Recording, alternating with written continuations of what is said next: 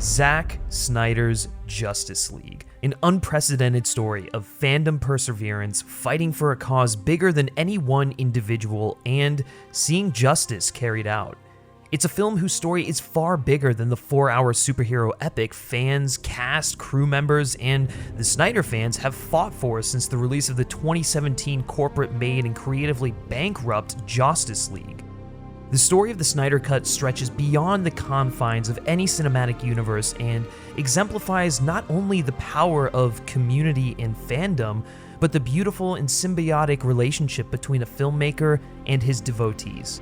It's truly one for the film history books, and the fact that the Snyder Cut exists as a fully realized feature film is nothing short of a miracle, and it's all thanks to the demand and outpour of support from all of those who wanted to see a creative's vision rightfully brought to life. In the end, it really doesn't matter what I thought of the movie or what hundreds of others thought of it. It's a film made for the fans who fought tooth and nail to see it completed, and its creator who put his proper stamp on the Justice League movie. Many will love it, many I'm sure will dislike it, but it's undoubtedly the movie that Zack Snyder wanted to make, and for that, you have to admire the guy. He has an unparalleled and incredibly specific way of making movies and telling stories. He creates an overwhelming experience and immaculately projects the ideas and visions in his head onto the screen. You know exactly what a Zack Snyder movie is going to look, feel, and sound like before you ever step foot into a theater. So yeah, either you're on board with him as a storyteller or you're not, and I'm not here to try and convince you otherwise. I'm just here to say that after almost 4 long years, I've finally seen the Snyder Cut, and yeah, it fucking rules, and this is why I love Zack Snyder's Justice League. Hey, how's it going, everyone, and welcome to FilmSpeak, where the conversation continues after the credits. If this is our first time meeting, hey, my name is Griffin.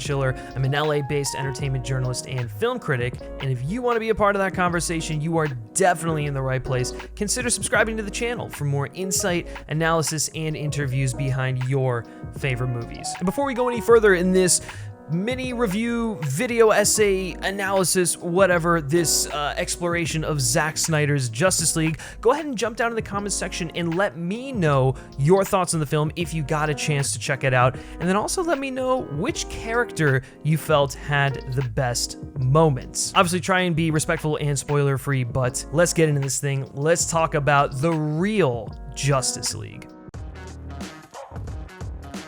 If you know anything about Snyder, then you know that Excalibur and The Road Warrior are 2 of his favorite films of all time, serving as massive influences in forming the kinds of stories he's most interested in telling and the kind of grand-scale action he seeks to deliver onto the screen. He's also got a great love of mythology, specifically Greek mythology, and the different ways in which these centuries-old stories mold, change, deconstruct, and rebuild such monumental fictional icons. In Zack Snyder's Justice League, which I'm going to henceforth be referring to as Justice League because it's the one and only real Justice League, infuses Arthurian lore, Greek mythology, extravagant grand-scale action spectacle, and intimate, introspective character drama to deliver a remarkable superhero fantasy epic for the ages. This goes without saying, but Justice League is a fucking beast of a film, not only with a 4-hour runtime, but in terms of the story Snyder is telling. Like his previous 2 entries in the DCEU, you just get swept up in the sheer grandeur and sensory experience of it all. Drawing from his background as an artist, Snyder establishes a world and populates it with such vivid detail and layered characters. There's a remarkable amount of specificity that could only come from the mind of a singular vision. He allows moments to linger and marinate, savoring every last piece of human emotion.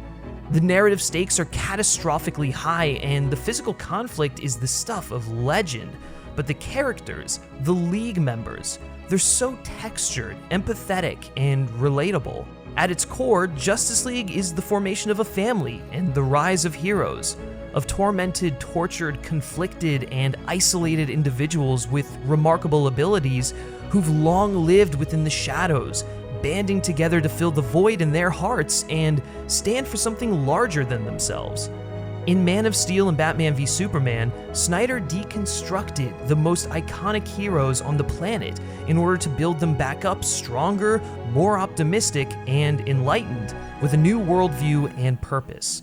The cynicism and nihilism of his previous two entries largely evaporates here for a triumphant return to a new age of heroes, as Snyder puts forth his most uplifting effort yet, showing the trajectory his vision had been heading down from the beginning. The biggest example of this is Bruce Wayne's growth and transformation into a leader.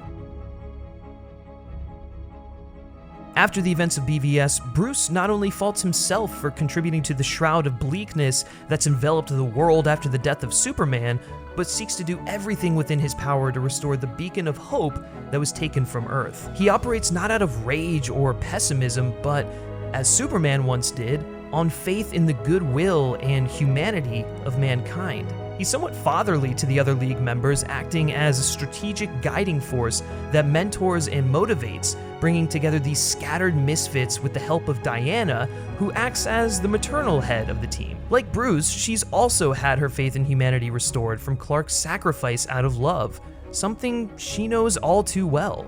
Snyder acknowledges that while she's indeed a fierce and noble warrior who plunges headfirst into the thick of battle, she also operates with compassion and care for those around her. She acknowledges Victor's loss and shattered life and appeals to him with empathy while trying to recruit him.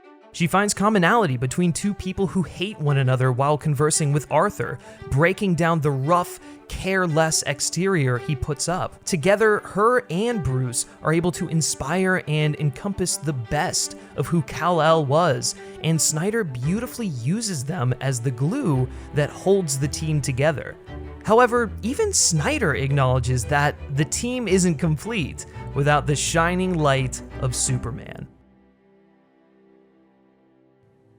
His whole life, Clark was constantly pulled in two different directions: his Kryptonian lineage and his adopted family and home on Earth. He was told by his adopted father his whole life that the people of Earth would not accept him as one of their own, and that his very existence would challenge every belief system they thought they knew. His biological father taught him to be a godlike symbol of hope and spark the good he stands for within every person. Unsure of his place in the world in BVS, Clark faced the complicated response of the world in the fallout of his arrival. He saw both the fearful cynics and those who wished to expose him as a fraud, and the love and tenderness of humanity through Lois and his mother. At the end of BVS, Clark accepted Earth as his home and took his place as their protector, giving the ultimate sacrifice for their preservation, clinging onto the belief that men are still good. In Justice League, we finally see Clark fully become Superman in his purest form. Guided by the combined words of both of his fathers, Clark understands the true responsibility and purpose of his existence and light he brings to the world. He is a person of two worlds and takes the best of both of them in order to become a true hero. Justice League sees Snyder's compelling deconstruction and exploration of the Man of Steel evolve into its final form, and while Superman, naturally, doesn't have nearly as much screen time as the other League members, the weight of his presence and his natural inclination to inspire the best in people is carried throughout and brought to a resounding crescendo upon his return, leading to not only some of the best Superman moments of all time, but some of the greatest DC cinematic moments ever. Victor Stone, Cyborg, Ray Fisher. As Zack Snyder stated long ago, this is where the heart of the film lies. So much of Justice League centers around Cyborg's origin, relationship with his father, and emotional journey, and it's also probably the strongest material in the film. As is the case with each League member, there's a section devoted to just Victor, where the origin of the character is established in a Birth of Dr. Manhattan-like sequence. Similar to that sequence in Watchmen, and for similar reasons, the origin of Cyborg is some of Snyder's finest work to date, accompanied by an organically metallic, pulsing soundscape from composer Tom Holkenborg, aka Junkie XL. It's tragic and emotional, but the true beauty of it comes from the complicated relationship between Victor and his father Silas. Even at his most negligent, you can feel Silas's love for Victor and the desire to make him a force of good in the world by giving him remarkable and unattainable abilities. Similar to how a conflicted Superman was guided towards the light by the love of his fathers and life experiences, we see the same happen for Victor as he steps out from the shadows into the light, not as the monster he initially sees himself as, but a hero with the power to change the world and make it a better place. Cyborg may have been birthed from the elemental evil of the mother boxes, but his rage, anger, and isolation don't define him.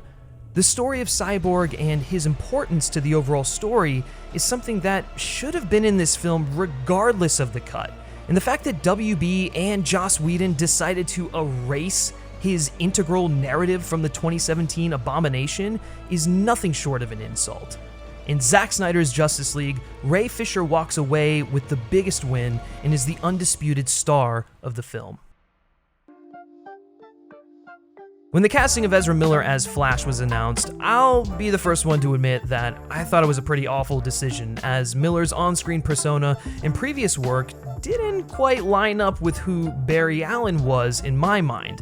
And when you pair that with his off-screen antics and persona, yeah, I don't really care for the guy in general. However, separating the art from the artist and going into Zack's film with an open mind, I have to say, Miller really won me over as Barry Allen. It's pretty insane how Justice League completely butchered his character, writing him with shallow one-liners and dialogue that made him pretty insufferable to watch. There's so much more to Barry than his energy, speed, and the occasional zinger. He's a kid struggling to find his path, torn between wanting to salvage his family name, proving his father's innocence, and wanting to live for himself. The scenes between Barry and his father are heartbreaking. You can see Henry's lost all hope of being released and wants Barry to preserve his future because he sees the sheer genius and greatness that lives within him, even if Barry can't see it for himself. Sadly, Barry cares too much to simply move past it all. It's his father, his only living family member, friend, or human connection. Barry has no friends or family to support or love him, which is why when Bruce Wayne comes knocking on his door, he jumps at the opportunity to work alongside similarly gifted individuals. For Barry, the League represents more than the strong moral code and virtues he lives by.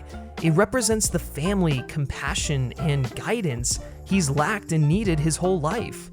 His giddiness, awkwardness, and enthusiasm in the Snyder Cut is endearing and sympathetic, with the character playing like the protagonist in a coming-of-age film. Hence, why Ezra was cast in the first place, finally finding the dream home in life he's always wanted while discovering who he is and what he's capable of in the process. Barry spent his entire life living for his wrongly accused father, and in Justice League, he finally steps out into the light, pushing himself further and faster than he's ever gone before, and uncovering for himself the greatness that everyone sees within him. Outside of Cyborg, the Flash may have the most compelling arc in the film that crescendos in the third act, guided by the triumphant raw emotions of, again, Tom Holkenborg's score for one of the most epic and emotional sequences in, also again, not only the entire film, but DC's filmography as a whole. As you can see, Zack Snyder's Justice League is packed to the brim with unforgettable sequences that rank among the finest in the genre. When it comes to Arthur Curry, Snyder takes a far subtler route. Aquaman's arc doesn't necessarily build to a triumphant conclusion, largely because this film does precede James Wan's movie, which sees Arthur fully transform into the Aquaman. But Snyder does begin to dismantle the wall Arthur lives behind. He acknowledges that despite the whatever attitude he gives off, he actually does care about things. There's an incredible scene between him and the Flash during which we see how the other League members and people in general have judged him superficially, projecting opinions and attitudes that pair with his salty exterior. But the best part about that moment is that Arthur retorts that he never in fact said any of those things people assumed he felt. He reveals the empathy and love that lives within him. Perhaps the genius in casting Jason Momoa as Aquaman is that people assume things due to his appearances and how he carries himself. And because he's this gnarly dude bro metalhead who doesn't mind telling you to piss off, he doesn't have a soft interior.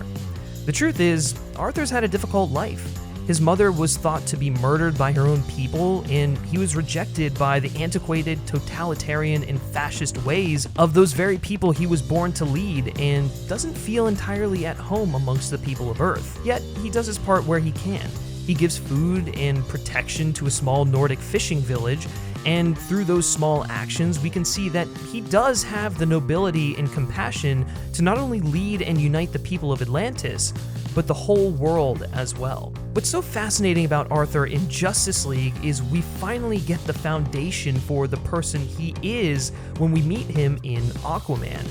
While Vulko and Mirror may have appealed to his humanity to fight for the preservation of the world, he still hasn't entirely warmed up to them, abiding by a "I'll do it this one time" mentality, which brings up the other thing I love about Zack Snyder's Justice League. It respects the films that came before and after it. It doesn't contradict or attempt to rewrite the history of the DCEU or abide by the sole version of Snyder. He operates within the confines of a shared universe, acknowledging the great things Patty Jenkins, James Wan, and so many others have done to further the stories DC is telling. Much of this probably has to do with the fact that Snyder intended for this to be the version of Justice League that was released in 2017, but still, it was nice to see him keep those ideas intact after all these years. Now, for the most part, a film is only as good as its villain, and I'm honestly just as shocked as anyone to learn that Steppenwolf is actually a well-rounded, compelling villain. I mean, we could talk ad nauseum about how blank, lifeless, and cliched the 2017 version of the character is, but it can all be summed up in Steppenwolf's design. The 2017 version looks more human, but feels artificial. Snyder's version looks alien, but he gave him human eyes, and so there's a vulnerability there, and he ends up feeling more human. Steppenwolf is a worn and weathered soldier. He's someone who's fallen from grace and forced to wage war as retribution for his failings. Steppenwolf has been at war for what seems like an eternity in an effort to reclaim his former place at Darkseid's side, and while he remains steadfast in his mission, he questions his place in the conflict. The cause and ideas he once believed in have changed, becoming more violent and ruthless, and he's unsure if he exactly agrees anymore. Everything is in the name of Darkseid, and slowly Steppenwolf begins to see that perhaps he's not as valued as he thought he might be. Nevertheless, he pushes on, clinging to the hope of being a respected member of Darkseid's inner circle once more. And speaking of Darkseid, man, the dude is just fucking terrifying. He's a man of few words, but the sheer weight of his presence is unfathomable, and he establishes himself as the ultimate adversary for the Justice League with such minimal screen time. Zack Snyder goes to such great lengths to push and explore the themes, narrative, and characters of Justice League. He allows moments to linger and play out naturally. Each scene beautifully flows into the next, making for a gripping, perfectly paced narrative with insane payoff. Each member of the League gets multiple moments to shine and prove themselves. However, it's the moments together, the team dynamic, where each hero interacts, listens, naturally builds trust and unity among one another that got to me. Whether it was in the Batcave plotting their next move, or off in pairs having a heart-to-heart, or fighting side by side on the battlefield, Snyder firmly establishes a bond between these individuals, giving us the Justice League I've known and longed to see on the big screen my whole life. These remarkable individuals brought to life from the comics and animated series united in a way that feels distinct to Snyder, yet wholly familiar. And my God, the fucking action sequences are mind-blowing. We know Snyder enjoys to mine the character drama in his films, but we know the kind of epic action set pieces he's capable of pulling off, and Justice League's action is nothing short of god tier. Like comic splash pages ripped straight from the panels and plastered onto the screen, these sequences not only show the utter power, strength, and skill of the League, but see them actually being heroic. It's not all about who can land the most punches or slice through the most bad guys, but are these saviors of Earth actually capable of saving lives? And the answer is a resounding yes. Again, I'm sure I sound like a broken record at this point, but Snyder expertly crafts some of the most awe-inspiring comic book moments of all time, with all the grandeur that comes with the director's name. The climax is a sweeping array of badassery and raw emotion executed in epic proportions. You thought Batman v Superman was operatic? Justice League takes the spectacle to Tolkien levels of theatricality. The tunnel sequence especially is a remarkable set piece that flows from character to character as teamwork prevails and we witness the League unite before our very eyes. And yeah, much of this is due to the genius of Snyder, but Tom Holkenborg's illustrious score is the key ingredient that skyrockets Justice League into the fucking stratosphere. This incredible music is what I had hoped to hear back in 2017 before fucking Danny Elfman defiled the music of the DCEU. Batman has only had one theme, your theme. Yeah. Holkenborg incorporates the musical history of the DCEU, dating back to Man of Steel, with new variations of Flight, What Are You Going to Do When You're Not Saving the World, Arcade, and so much more. His rendition of the Wonder Woman theme is electric, and the inclusion of a female voice in the mix really brings out the warrior in Diana. And similarly to how her theme in BVS functioned as an anchor to drive the action during the climax, Holkenborg again uses that iconic theme to do the same before layering on other motifs. We're also treated to a new Batman theme that feels far more gothic and refined in comparison to the aggressive and primal theme from Batman v Superman, obviously embodying more of Bruce's growth as a person. His music for The Flash, Cyborg, and Aquaman is all instantly iconic and perfectly embodies the very essence of who they are as people. He orchestrates a borderline rock opera, pouring every ounce of emotion and skill he has to offer as a composer into what is undoubtedly his magnum opus. If you were nervous about Junkie XL scoring without Hans Zimmer, it's time to wake up and kick that trepidation to the curb. Look, I'm sure Zack Snyder's Justice League isn't going to be for everyone. If you're not a fan of his brand of filmmaking, I can't say Justice League will necessarily win you over. However, it is arguably his most accessible venture to date, so perhaps I'm wrong there. I hope I'm wrong there. What I can say is it's beaming with hope and optimism, emerging from the dark and brooding shadow of Batman v Superman as a celebration of heroes, myth, legend, and the light of justice. It is the ultimate superhero team-up film, delivering on deep, poignant character drama and comic panel action brought to life. While a daunting 4-hour endeavor, the time absolutely flies by, but nevertheless leaves a lasting impression you soon won't forget. Zack Snyder's confidence, laser-focused direction, and love and passion for these characters is what makes this film work. It bursts through the screen, connecting directly with the audience in such a profound way. And for that, and all of the dedicated fan support to see this film finally see the light of day, I just want to say thank you. This movie is about the power of family made possible by the power of family. And it's such a beautiful thing to witness. Again, I'm not here to convince you of anything, though it'd be an awesome bonus if I did. I'm just here to express my love and appreciation for what will undoubtedly go down as one of my favorite comic book films of all time.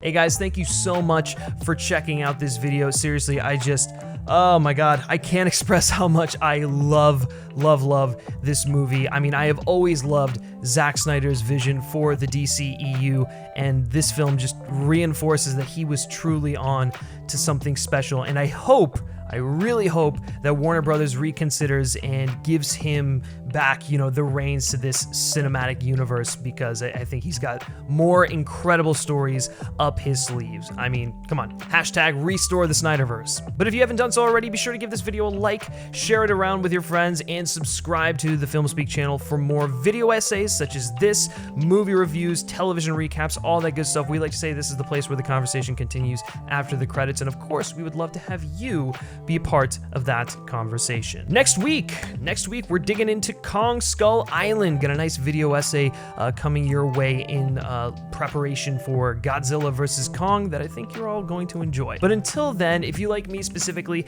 and you like what I have to say, you can give me a follow on Twitter at Griff Schiller. All right, that's going to do it for this review, guys, and I will catch you next time. Take care.